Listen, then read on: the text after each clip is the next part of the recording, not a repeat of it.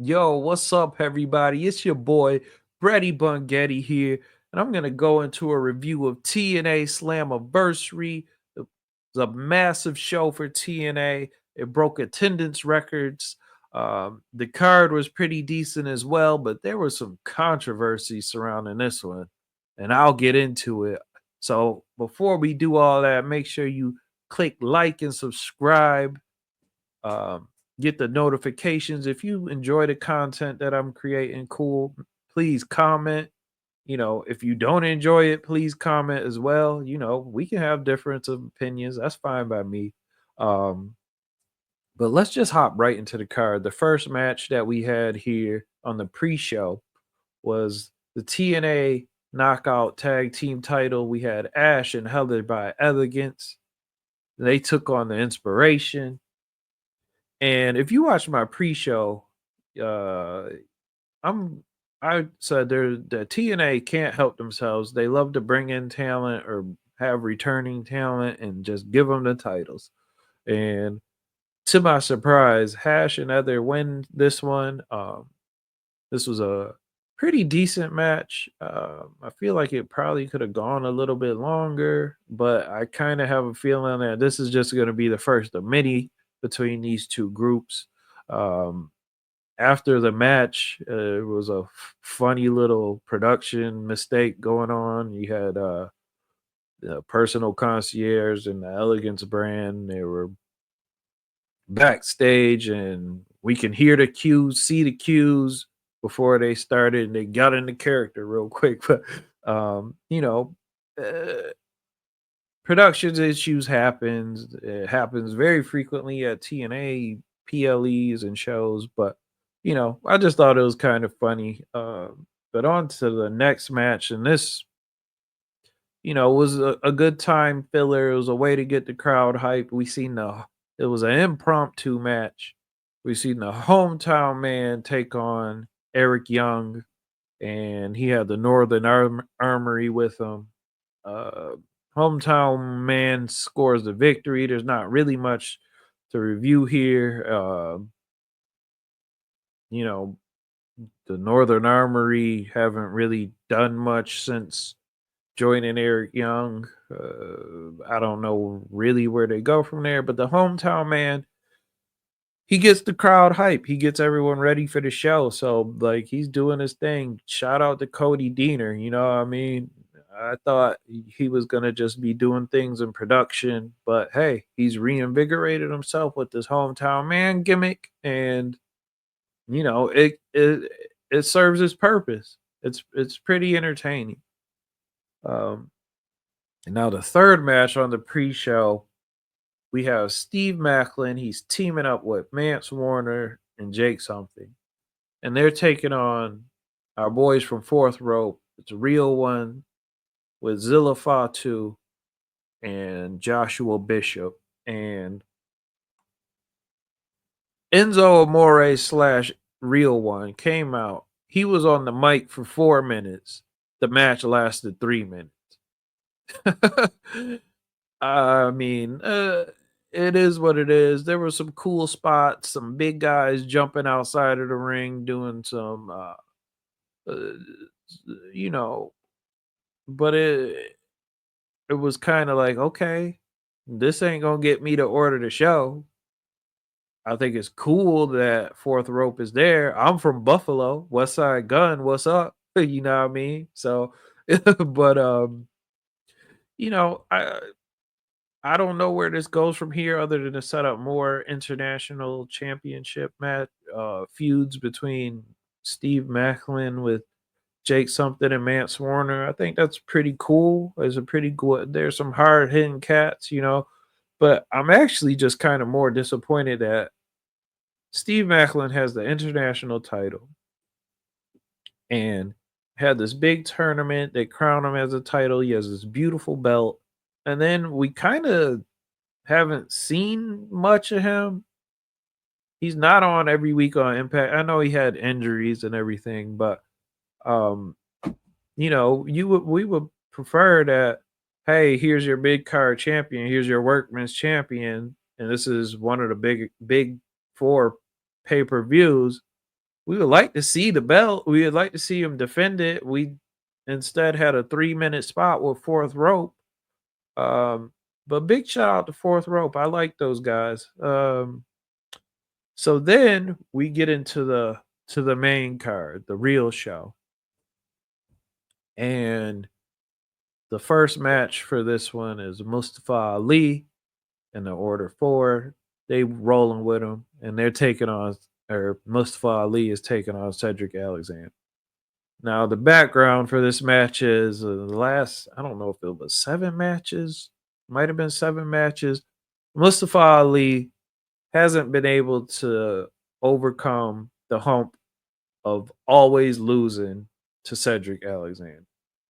Now, if you watched Impact last week or the week before that, Tasha Steeles came out to have had this elaborate scheme to just kind of make sure that the Order 4 is in sync. So if you watch my pre-show, once again, I said, listen, the Order 4 has to look strong here. They're trying to set them up as a faction that is one of the better, tougher factions in TNA. It would be kind of silly if Cedric Alexander by himself ran through their whole squad. Pardon me. But the match itself, it was okay. I think everyone predicted this one to be the show stealer. I said that another match. I predicted another match to be the show stealer, and I thought this match was pretty good. I'm wondering if they left a little bit more to be desired because they want to run it back a few times. It's like, as my man BQ says, TNA, they continue these feuds until the face wins. So, but they also have been teasing Order 4 versus the System, and the System, we'll get into it on the next match. The System came out getting babyface pops. That kind of surprised me. I know that it was the hometown for some of those guys, so uh, but this match had some pretty cool spots. Mustafa Ali took a nasty spill. He tried to do a suicide dive to the outside and kind of overshot everybody. He even commented on Twitter and said, "Listen, everyone was where they're supposed to be. I just kind of, overshot it." It looked like a nasty spill. He takes some of these bumps, like I feel like every PLE, but he's a fantastic wrestler and very durable. So he sprung up, continued to do the match. I think this match had one of the highlights of the event, and it was the lumbar check that Cedric Alexander did to Tasha Steeles. Now, she flew at least like 2 or 3 feet in the air after taking this lumbar check. Uh, there was a lot of interference in this match. It's kind of was jarring to me that for a few weeks, Jason Hotch seemed like he was doing a face turn, or at least, was a man with morals. And then this match, he had a heel mean mug on. Him and John Schuyler are just interfering in the match the whole time. Um, and I guess Order 4 is all on one accord because the end result is Mustafa Ali finally beat Cedric Alexander in a one-on-one, but it was kind of more like a four-on-one. There were pretty cool spots. Mustafa Ali kicked out of a lumbar check. Cedric Alexander kicked out of the 450 splash, but at the end of the day, Mustafa Ali, there's interference from Tasha Steeles, and Mustafa Ali hits the 450 splash and he gets the victory.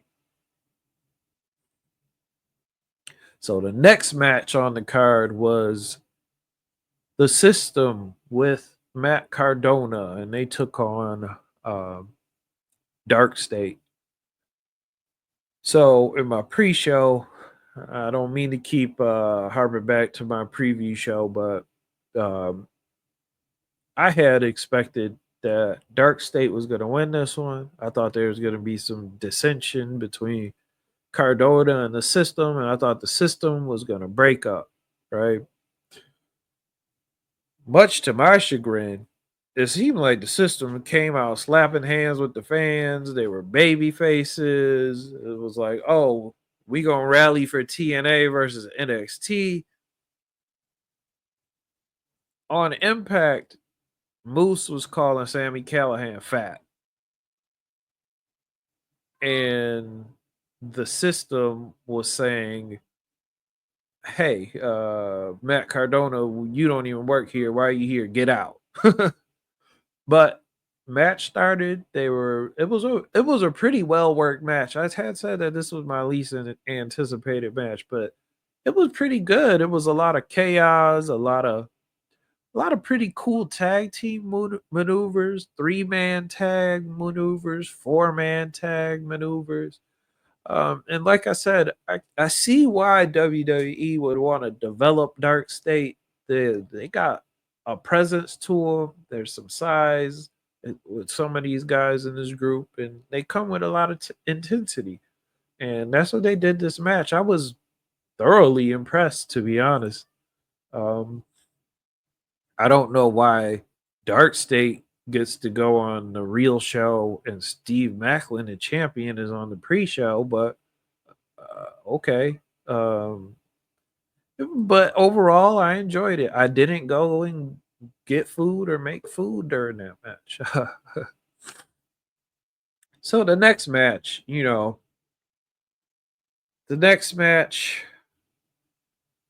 it was uh, Tessa Blanchard versus Indy Hartwell. And I said that this one had a pretty good backdrop, a real good story. Um, where it was a personal story between Tessa and Indy, and Tessa helping Indy.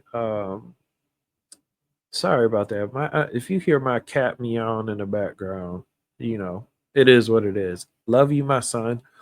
um, but personal story. It was Tessa helped Indy. This is real life. Helped Indy to helped Indy to advance in her career. Back out in Australia, gave her a place to sleep in, sleep at. My bad.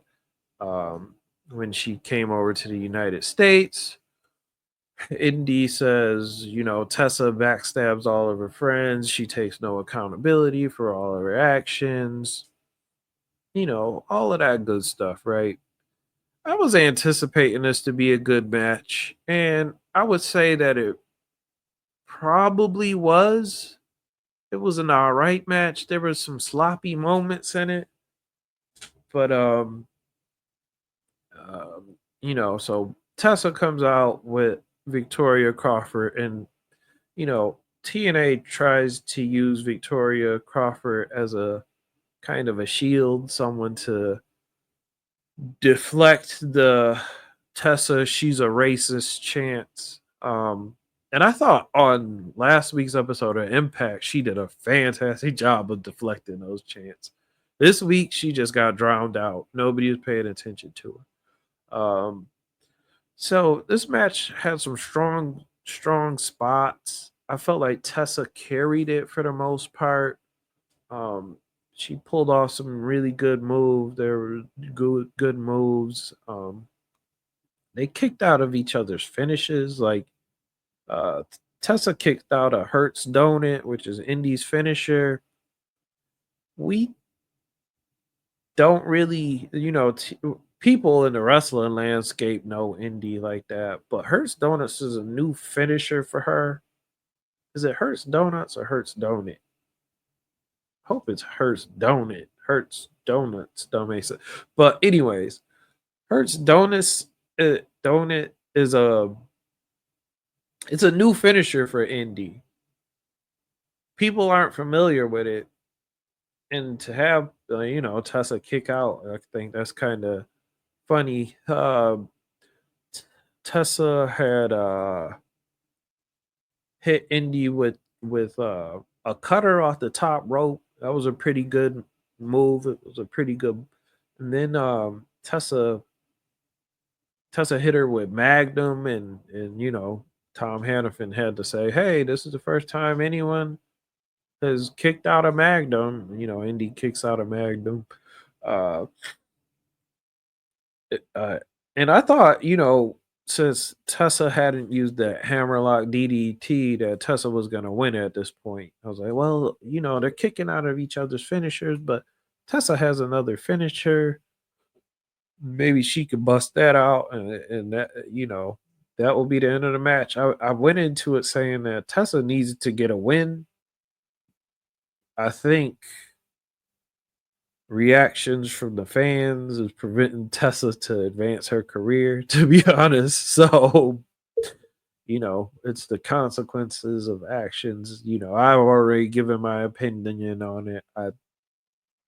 I think that Tessa is the only TNA knockout with star potential. But a lot of people aren't as forgiving as me or whatever.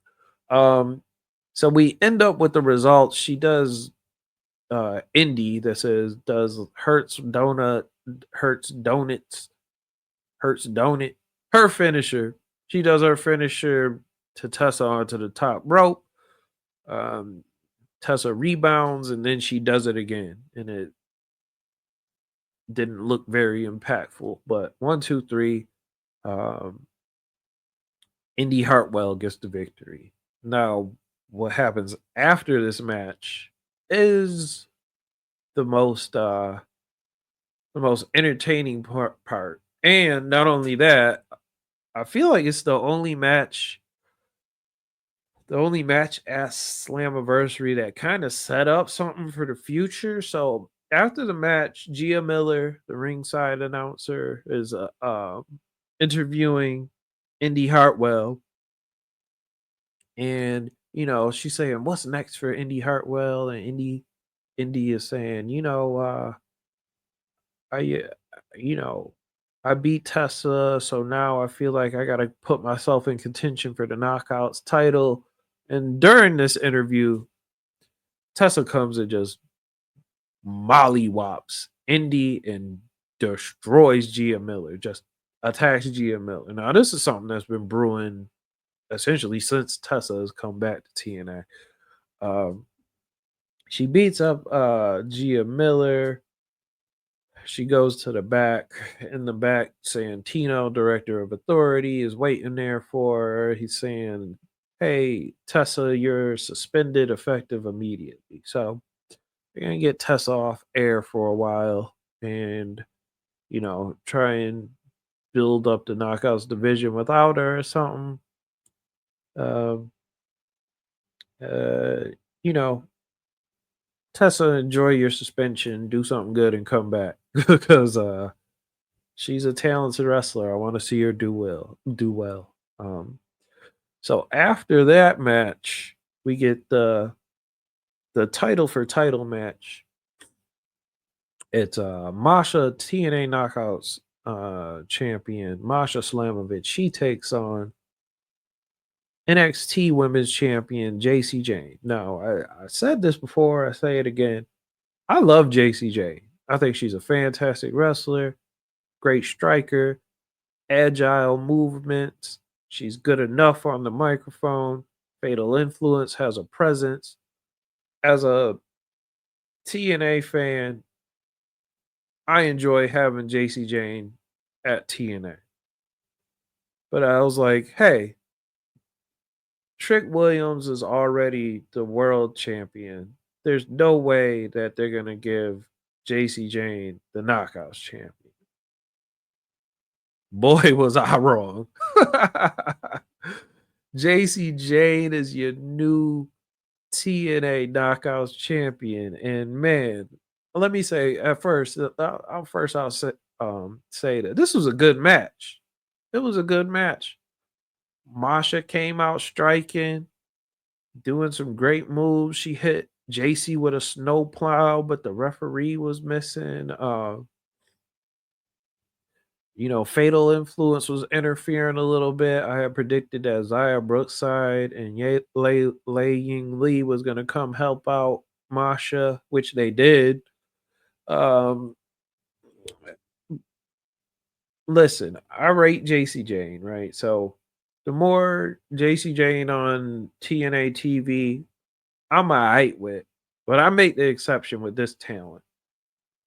I'll get into the creative and the booking on this NXT TNA crossover probably after I do the review.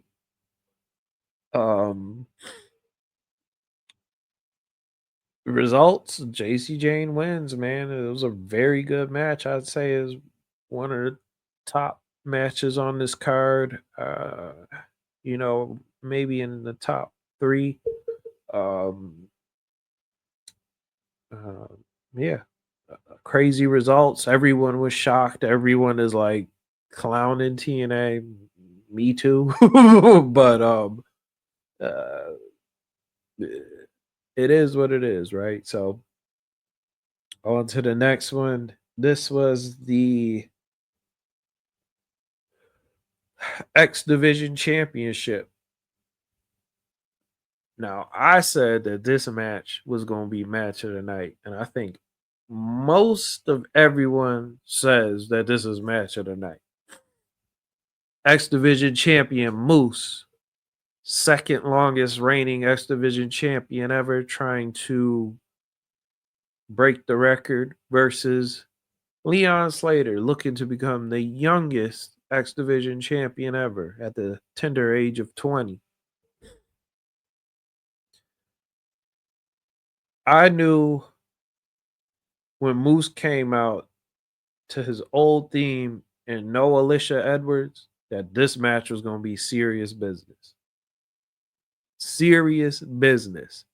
I was like, here we go. There ain't going to be no run ins. They want Leon Slater to win this thing clean, and they're going to let Moose actually get his stuff off. 2 minutes into the match, Moose hits Leon Slater with a massive go to hell. I said, "Oh, this is about to be a banger here. This is gonna be a banger." There was plenty of spots in this match that were incredible.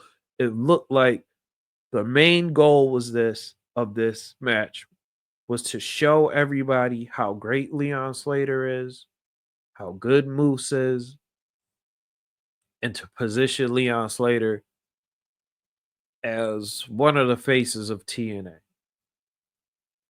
And post match reaffirms that. There was a there was a match where or there was a spot in this match. Leon Slater does a front flip to the outside. Moose catches him. It was like a perfect catch. Leon Slater counters with a Hurricane Rana. Moose kind of walks to the outside, and then Leon Slater does that crazy move where he jumps from inside of the ring over the turnbuckle to hit Moose. That was a perfect sequence. Perfect sequence. Fantastic. It was fantastic. And Moose is getting his power moves off.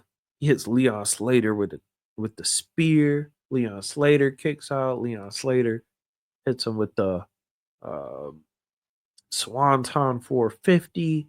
Moose kicks out.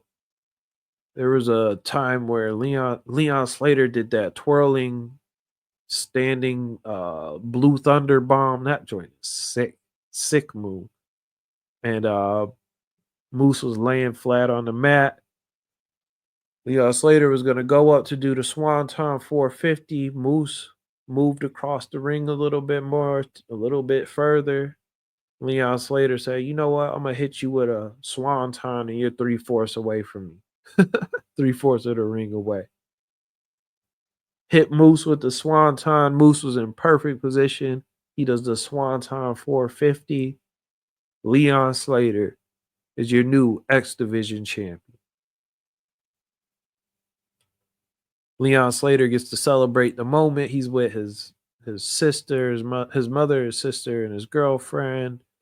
Uh, then the moment that all TNA fans waited for, AJ Styles' theme hit, his TNA theme. Boom, AJ Styles comes to the ring. The crowd is going crazy. They're singing his name, they're singing his song, they're chanting his name, they're doing welcome back chants, they're chanting for one more match chants. You know, as a TNA fan, I'll admit it, I won't front. I even got a little emotional about it. It was good to see AJ Styles back in the TNA ring. So AJ Styles then grabs the mic. He congratulates Leon Slater. He talks about the growth that TNA had. It was a fantastic moment. It was a great moment. It was a great usage of AJ Styles. The fan chants one more match, one more match. He said, I'll get to y'all about that one more match.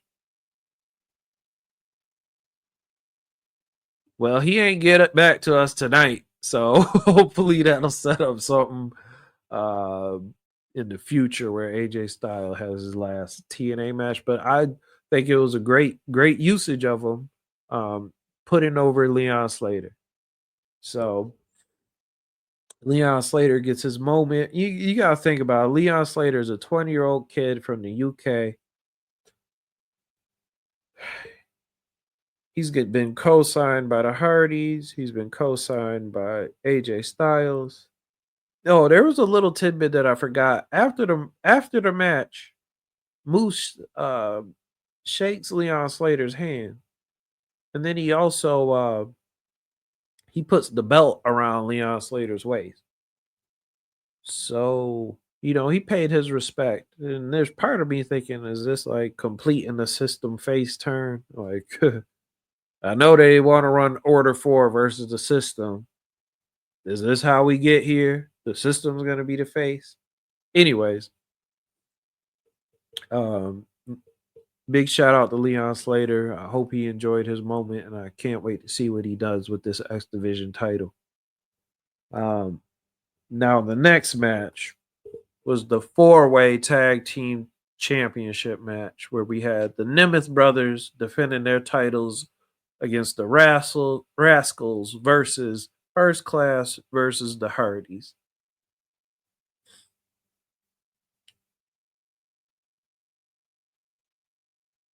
To much of nobody's surprise, the Hardys ends up winning this match. But it was a great match. It had some insane spots out there. I thought First Class was gonna kill themselves. First Class, money, money, money. Uh, Killed themselves in this match. I mean, Casey Navarro coming off the bad knee was limping out there, still going through tables and climbing. I mean, going through ladders and climbing ladders. We had this crazy spot where AJ Francis climbs up the top of a ladder and does a moonsault on a pile of people. A spot where AJ Francis and Casey Navarro, First Class, they get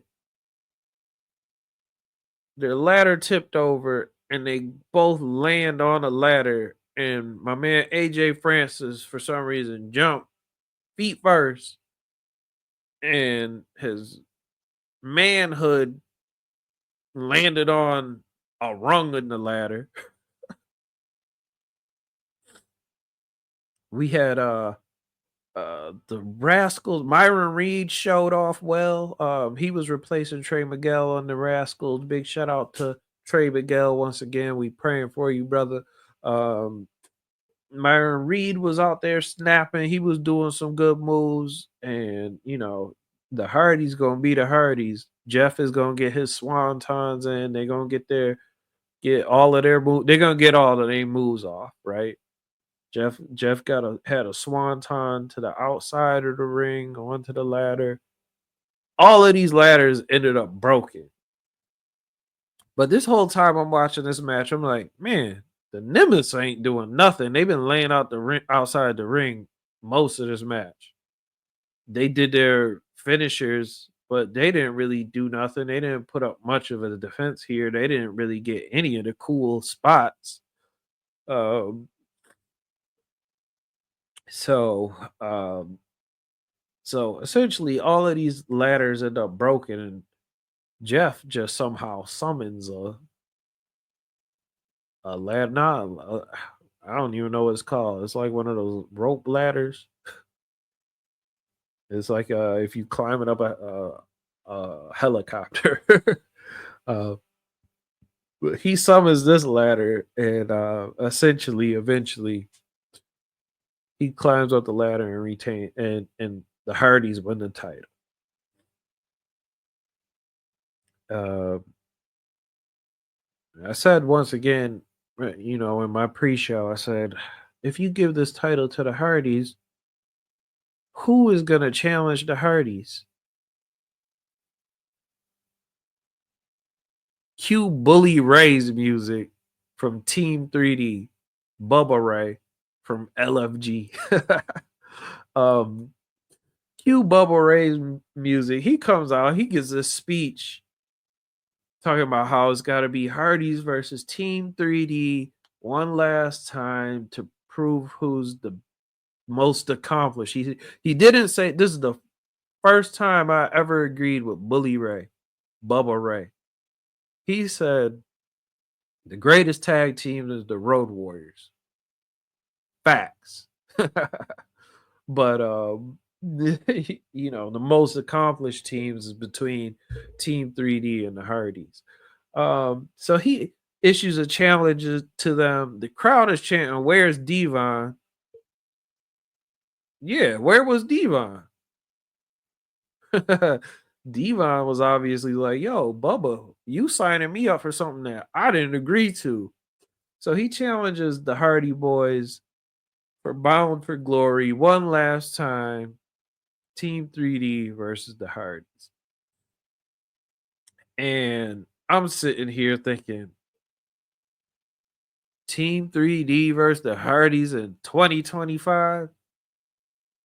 Y'all can have that. I don't want nothing to do with that. I mean, I'm a watch because I'm a TNA fan, but I'm not expecting. I expect it to probably be some sort of TLC match where cats could just hit each other with chairs and take, you know, 10-minute breaks in between spots. Um, yeah. So then we get on to the main event. TNA champion Trick Williams versus Mike Santana versus Joe Hendry. This is in New York City, Mike Santana's home. His daughter is sitting in the front row.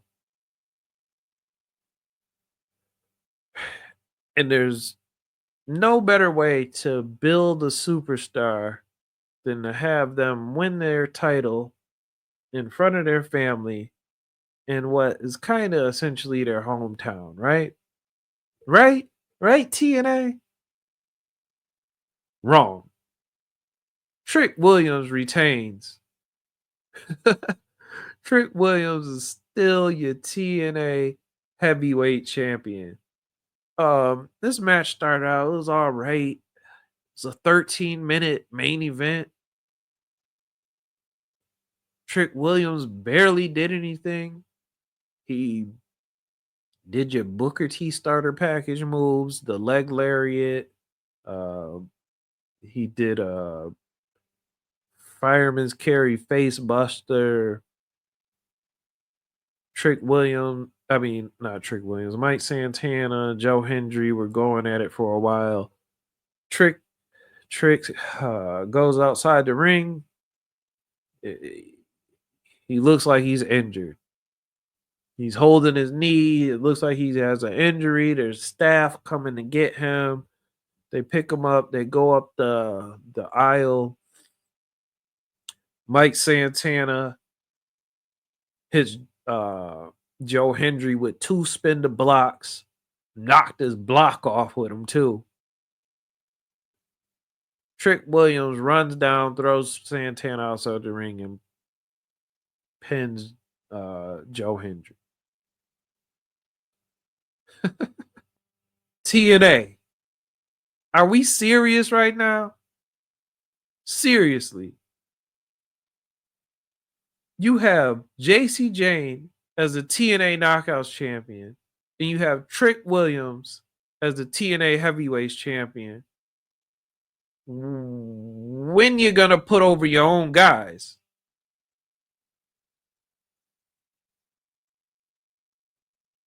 I didn't want to get into it earlier in the podcast because I'm gonna get into it now. I felt like this event should have been WWE slash NXT presents TNA Slammiversary. There was everything about this show was kind of about WWE. You had the inspirations, aka the iconics, hometown man, that didn't have nothing to do with WWE. But you get the guys from Fourth Rope and Real One, aka Enzo Amore. He gives his whole spiel, his recycled spiel, his recycled promo from WWE. And when I heard the crowd reciting the whole thing, I said, "Oh, this is a WWE crowd. This ain't a TNA crowd. This is a WWE crowd."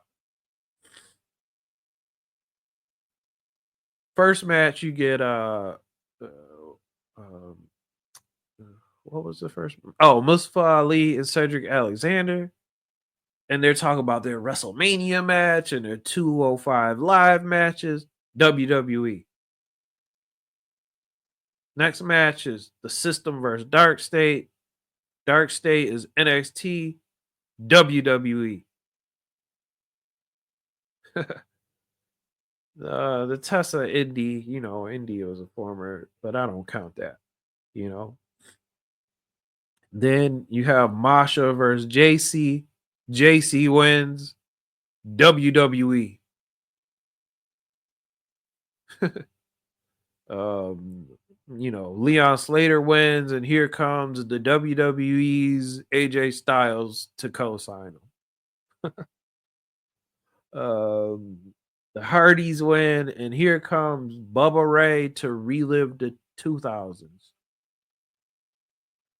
And then main event, Trick Williams wins in front of Mike Santana's daughter in his hometown with Puerto Rican flags flying everywhere.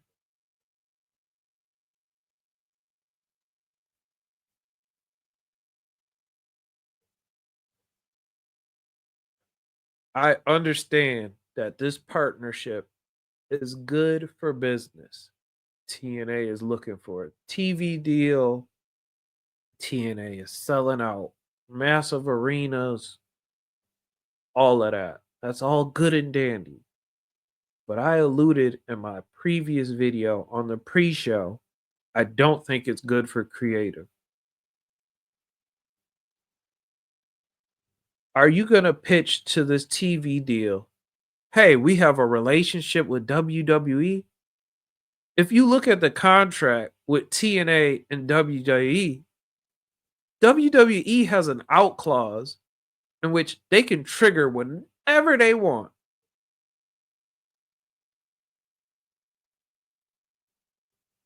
Are we going to pitch TNA? TNA, are you going to pitch to these networks? Hey, we have a relationship with WWE because you're not building your own stars right now. Mike Santana can't beat Trick Williams. Mike Santana beat Josh Alexander, the whole system, Mustafa Ali, and the independents. He refused a job to Takeshita, who's one of the best wrestlers in the world. But Trick Williams, who when WWE didn't really know what to do with him, job to Eddie Thorpe this year, is unbeatable in TNA. You let Joe Hendry, I don't really rate Joe Hendry. Joe Hendry was a viral sensation. You let WWE exhaust him to the point that the fans barely sing his music anymore. Nah, that's a lie. But he's definitely not as hot as he was. You know, and I'm afraid that TNA is gonna run into this is a problem that I feel like is a problem with the Marvel Cinematic Universe, right? Um, if you didn't watch WandaVision, you don't understand Doctor Strange Part 2. I don't want to watch every episode of NXT to know what's going on with TNA. You know what I mean? I want TNA to be TNA. We could sprinkle in some NXT since we have this partnership, and you know, um, NXT could sprinkle in some TNA. But if you look at the history of this partnership, TNA does not win any of the like prize premium bouts. Jordan Grace lost to Roxanne. She didn't beat Roxanne until she was under contract with WWE. Joe Hendry lost to Ethan Page. Joe Hendry lost to, of course, he's going to lose to Randy Orton. He loses to Randy Orton. He loses to Trick Williams. You know, Mike Santana loses to Trick Williams. Masha loses to JC Jane when there's titles involved. Well,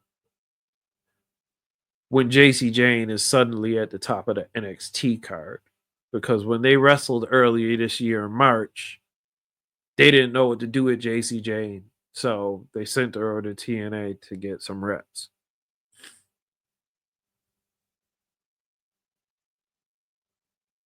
A lot of people are pitching like an invasion storyline. I'm not interested. Why would I be even interested in an invasion storyline when WWE has been big brother in TNA for a whole year? Even the little subtle things that Jordan Grace says now while she's on NXT, she's like, um, I'm used to being the face of a franchise, but now that I'm in the big leagues, what you mean? TNA and NXT draw the same crowds. You know, I, all I see is WWE getting test runs on talents that they may like. So when their TNA contracts expires, they sign them with WWE. TNA, have some pride, y'all. Say it's okay to refuse to lose one of these matches. It's okay. You go on the TNA roster page, and the first two faces you see are people not employed by TNA. You see Trick Williams and you see JCJ. And like I said, I like JC Jane. I think she's a great talent. I wish she was on the TNA roster or even the AEW roster. I feel like WWE won't know how to get their full potential out of her.